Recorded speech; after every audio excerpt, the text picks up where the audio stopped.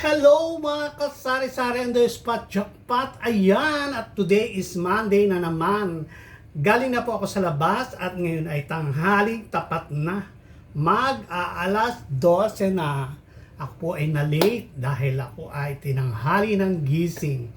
Sa makadalit, sabi ako po ay nakapagsimba na. So ngayon po ay magluluto tayo ng special noodles, special bihon. Ayan. Ang ating po mga ingredients for today ay syempre ang ating breast chicken at saka ang ating UV. Ayan. Tapos meron tayong sayote, carrots. Ayan. Yan po ang special. May sibuyas at bawang. Ito po ang nakapagpa-special. Meron tayong sitsaro. Ayan. So, napaka-special po niyan. Tapos, meron din tayong kinchay. Hindi sumasarap ang pansit pag walang kinchay. Ayan. Kinchay is life sa mga noodles, sa mga bihon na lutuin. So, iyan po ay mga binili ko na luto na. Tapos, yung isa ay tiramisu kahapon. So, para hindi naman masayang, ay ating i-recycle. Yan. So, magiging special pa rin siya. So, ayan. At tayo po ay magluluto ng special bihon. Pasensya na po kayo at talagang ako'y nagugutom na dahil ako ay kanina pa sa labas. Tapos, naglakad lang po ako. So, tayo po ay magluluto na ng bihon. So, yan po ay hindi ko ulam ngayon. Yan ang kakainin ko ngayon for lunch. So, ayan. Tayo ay magluto na. Dahil gugutom na si Mrs. So, ayan. Luto na po tayo. Start na. Inuna ko po ang bawang. Gusto ko mapula-pula yung ating bawang. Ayan. Tapos, ilagay na natin ang sibuyas. Ayan.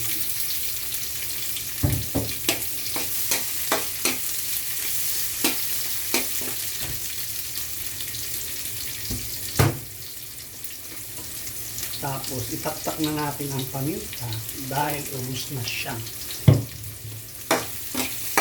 Bibili na lang ulit mamaya.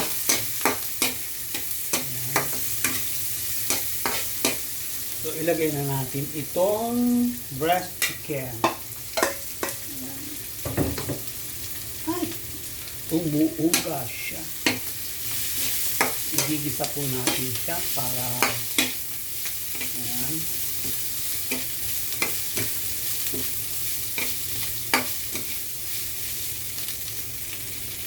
Ilagay ko na rin yung UV.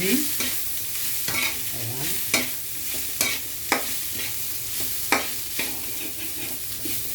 Hindi ko po nilagyan ng masyadong maraming mantika. Tapos, kaya lalagay ko na rin ang ating gulay. Ayan. Ganyan lang po magluto si Mrs. Isa. Tapos lagyan natin ng kaunting toyo. Ayan. Pero ilalagay ko na rin itong, maya-maya ko ilalagay ang sitsaro. Kailangan, ayan. So, lagyan natin ng toyo. Pampakulay. So, ayan po, ilagay ko na ang toyo. So, ilalagay ko na rin ang ating sitsaro. Sitsaro, hindi ka na po pinutol-putol yan. Para boga yung ano. Ayan.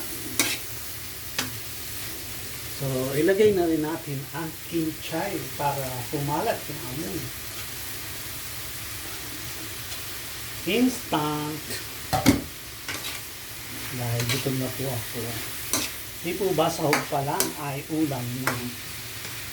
So, lagyan na natin ng hot water.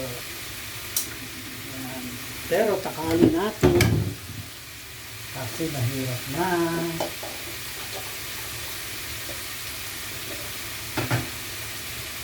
Yan, natin ang water.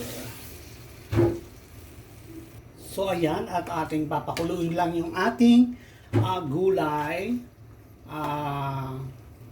para lumasa din sa sabaw yung ating noodles, yung ating mga sahog. Kailangan magkalasa yung sabaw, hindi basta niluluto na lang yung noodles sa nor, Diyos ko, nakikita ko mga nagluluto, ito, pang sarili lang naman itong So ayan, at update ko kayo mamaya. Ayan, tanggalin na natin ang ating gulay para hindi masyadong malabog. Tanggalin natin ang ating mga gulay. Ayan. Yan po ang ating mga gulay ay ating tatanggalin para hindi malalabog siya. Pwede na nga kumain kasi ayan.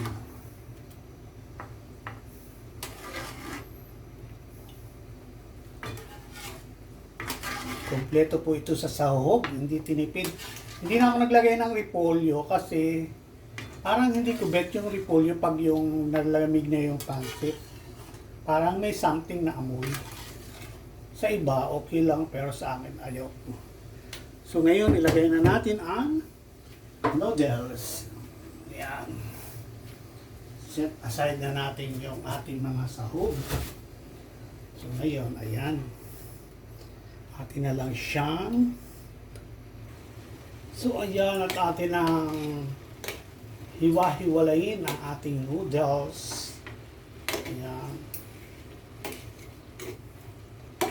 Kasi pangit naman kung ito pong niluto ko ay half kilo. Ay, half kilo ba ito? Yes, half kilo. Half kilo po itong bihon na niluto ko. Kaya, at kailangang mahiwa-hiwalay natin sila. Hindi dapat sila ay magkakayakap. Dahil pag lagi tayo magkakayakap, ay wala namang nangyayari sa ating buhay. So, ayan.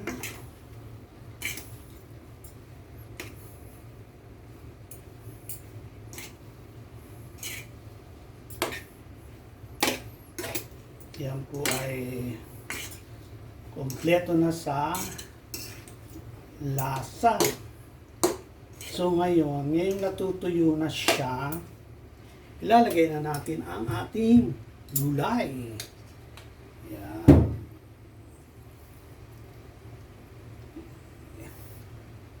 Ayan.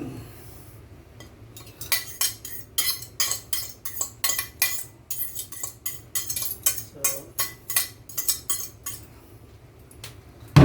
atin niyang ihahalo.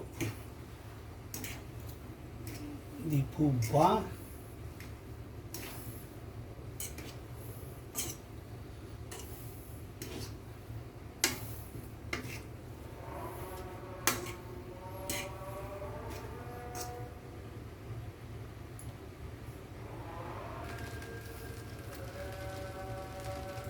Ayan, haluin natin.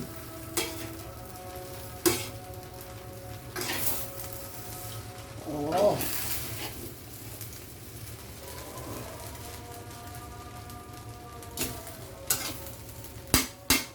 Okay na to.